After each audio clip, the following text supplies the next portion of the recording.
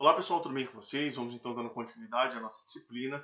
E hoje nós iniciamos a nossa segunda unidade, onde a gente vai introduzir os assuntos sobre as substâncias carboniladas, né? E nessa unidade a gente vai focar aí na reatividade, nos tipos de reações que os aldeídos e acetonas vão sofrer, certo? A leitura complementar para essa aula, capítulo 18 do Paula Bruce e capítulo 17 do Peter Volhard. Bom, talvez para muitos de vocês ou para alguns de vocês as substâncias carboniladas seja algo novo, né? Seja algo que vocês não estão habituados, não conhecem muito bem, mas ela basicamente se define aí, né? É encontrada como uma ligação dupla, tá? Entre um carbono e um oxigênio. E nessa ligação a gente vai ter tanto o átomo de carbono quanto o átomo de oxigênio com hibridização sp2, certo? Então, vou colocar aqui um esquema geral que é muito comum da gente ver, que é isso aqui, ó. Substância carbonilada, ela é caracterizada por essa função aqui. Tá? Vai derivar aí os aldeídos, acetonas, os ácidos carboxílicos, os ésteres, as amidas, os cloretos de ácido e assim por diante. Então, percebam que é um rol de moléculas, né? Um rol de estruturas de funções orgânicas muito grandes, e aí vai ter diferentes reatividades, e é isso que a gente vai começar a estudar aqui hoje. Vamos estudar na próxima unidade e também na unidade de número 4, certo?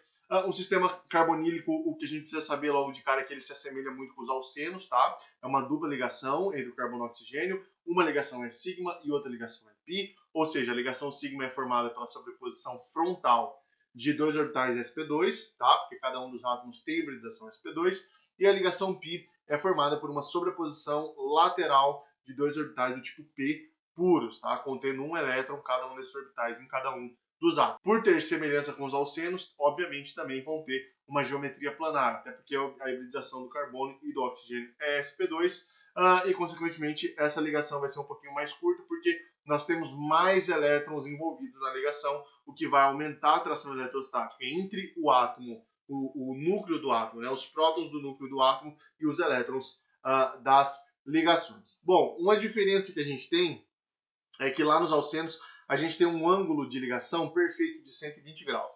Em algumas literaturas a gente vai ver isso aqui, ó, ângulos aproximadamente de 120 graus. Por quê?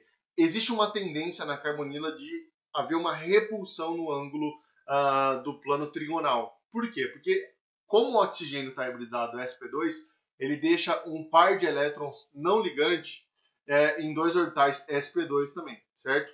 Esses pares de elétrons, a gente se lembra um pouquinho lá de química geral, da teoria de repulsão dos pares de elétrons de valência, eles vão gerar uma densidade eletrônica nessa região, tá?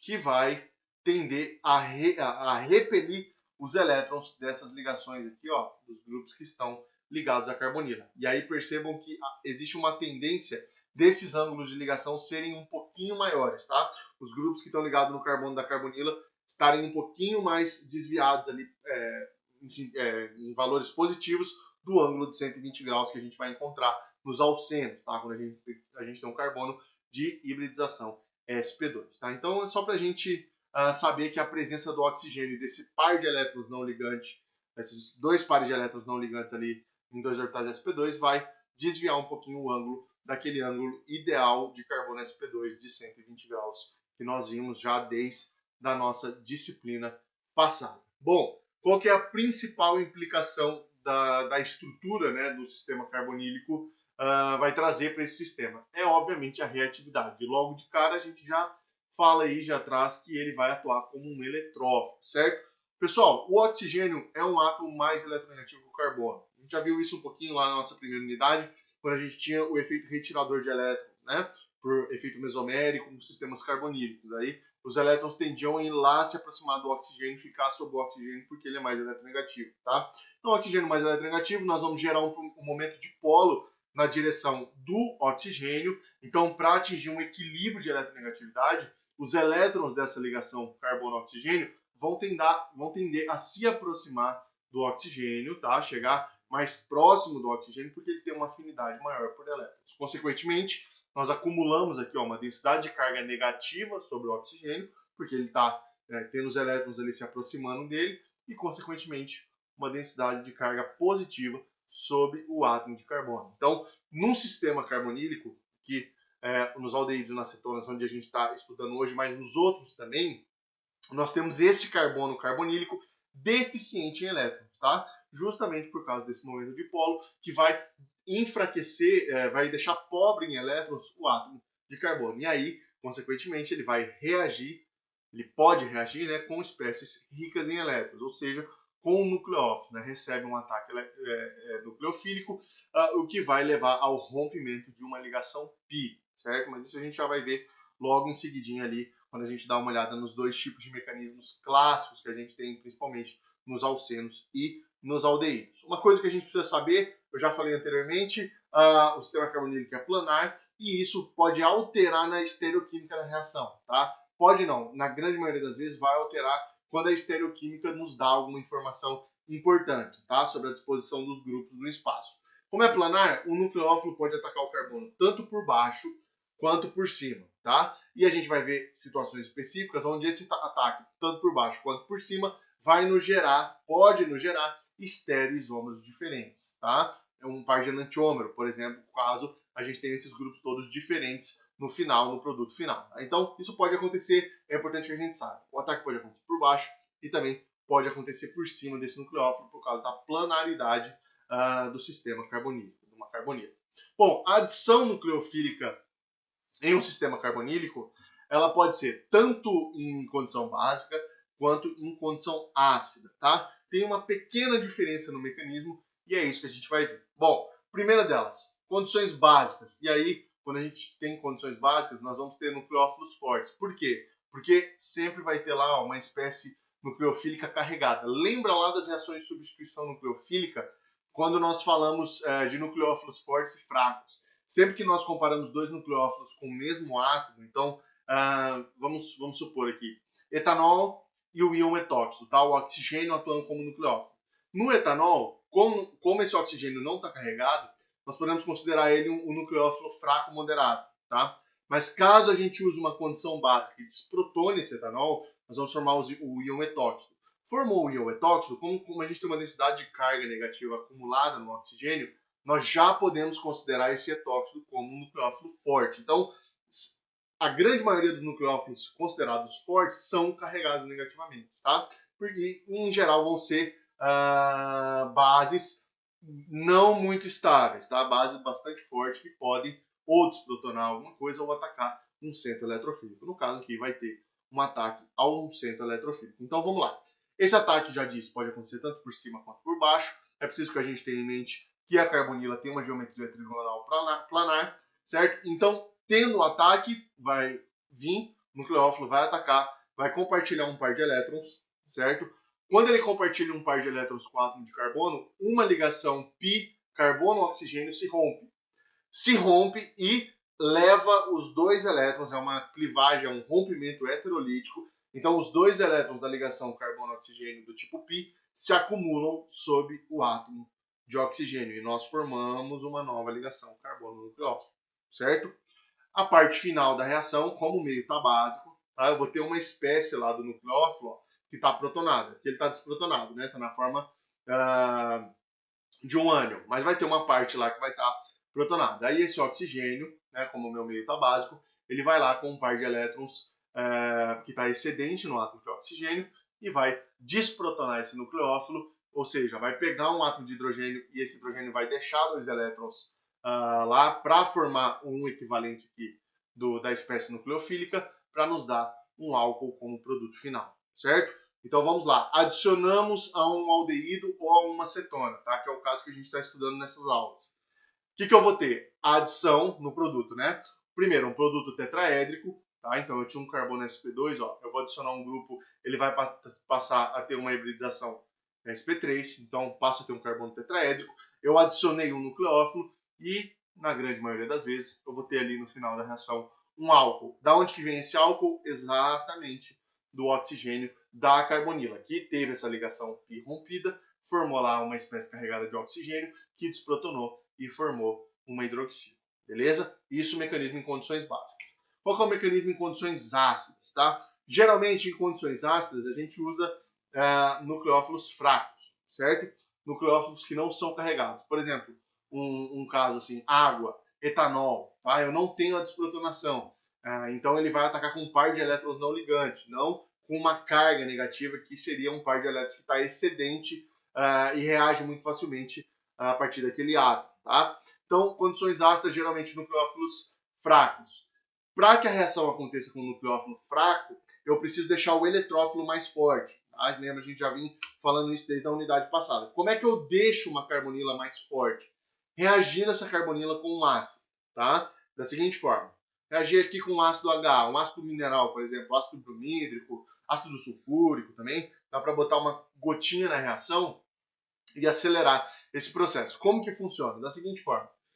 Tem um ácido lá no meio, tá? O oxigênio da carbonila vai pegar um par de elétrons não ligante, daqueles dois que eu disse que está no orbital sp2, que tem ali, que exerce o efeito de repulsão, né? E vai desprotonar essa espécie ácida. Quando ele desprotona, eu formo um oxônio, né? Um oxigênio carregado positivamente. Como o oxigênio perdeu elétrons, ele precisa repor. Como que ele pode repor isso? Entrando ali num equilíbrio, né? Numa ressonância com os pares de elétrons da ligação π entre o carbono e o oxigênio. Então, essa ligação pode se romper e estabilizar a carga positiva no oxigênio, né? Devolver os dois elétrons para o oxigênio. Só que, consequentemente, isso leva lá à formação de um carbocátion no carbono da carbonila. Óbvio, gente, isso aqui acontece no equilíbrio, porque esses pares de elétrons aqui, ó, podem voltar e estabilizar a carga positiva no carbocátion e formar novamente a ligação π. Então, isso fica no equilíbrio. Só que o que ocasiona isso na reatividade da carbonila? Deixa ela mais eletrofílica, tá? Porque eu vou ter momentos ali onde a minha carga parcial positiva no carbono vai ser realmente a formação de um carbocátion, não é só mais uma carga parcial por um efeito de diferença de eletronegatividade. Aí isso deixa o eletrófilo muito mais forte e permite com que ele reaja com um nucleófilo fraco, que é um nucleófilo neutro, certo? Então imagina que a gente tenha lá a protonação de uma carbonila, vai formar um íon oxônio, e eu tenho um nucleófilo neutro qualquer que vem e ataca essa carbonila. Perceba que quando ataca e eu tenho a carbonila protonada, que eu formei o íon oxônio aqui na carbonila, percebam que eu já saio com um álcool no final. Então eu não tenho a minha última etapa de protonação. Tudo vai depender do meio que eu estou trabalhando, tá? Se eu estou trabalhando no meio ácido, eu já saio com um álcool prontinho, só que eu vou ter lá um próton excedente no nucleófilo, porque o meu nucleófilo não está carregado, tá? Ele não foi desprotonado, ele é neutro. Então eu vou ter um próton lá excedente, que uma base do meio, certamente a base conjugada do ácido, então eu tenho esse ácido que protonou a carbonila no início e formei uma base conjugada, né? Essa base conjugada aqui no final vai vir e vai fazer essa última desprotonação, satisfazer essa carga positiva aqui que está sobre o nucleófilo e formar para nós o produto tetraédrico, né, derivado de um álcool e com a adição do nucleófilo. Percebam que o produto é exatamente igual. Tá? Se a gente pegar duas reações que aconteçam com os mesmos substratos em meio ácido e em meio básico, o produto vai ser sempre o mesmo, certo? O que vai mudar é o caminho da reação e essas etapas, como eu descrevi aqui para vocês, certo? Bom, como que os grupos que estão ligados numa carbonila, né, como os grupos que estão ligados num carbono da carbonila vão afetar a reatividade dessa carbonila? Bom, existem duas formas principais que afetam. A primeira delas é o volume desses grupos, tá? A gente vai chamar lá, desde que a gente já vem chamando lá do semestre passado, de tensão estérica. O que é a tensão estérica?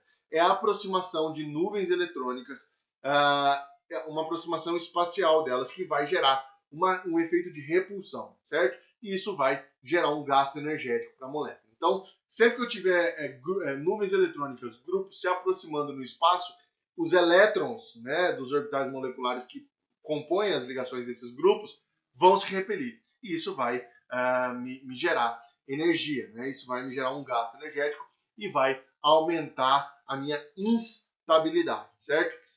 No caso das carbonilas, o que acontece? Quando a gente tem a carbonila, né, a gente tem um ângulo aqui aproximado de 120 graus. Né? Quando eu ataco a carbonila com o nucleófilo, lembram que eu saio de um carbono trigonal e vou para um carbono tetraédrico. Né? Eu saio de um carbono sp2 e vou para um carbono sp3. O que acontece? O ângulo das minhas ligações vai diminuir. né? Lembra lá que o ângulo de um carbono sp3 é por volta de 109,5.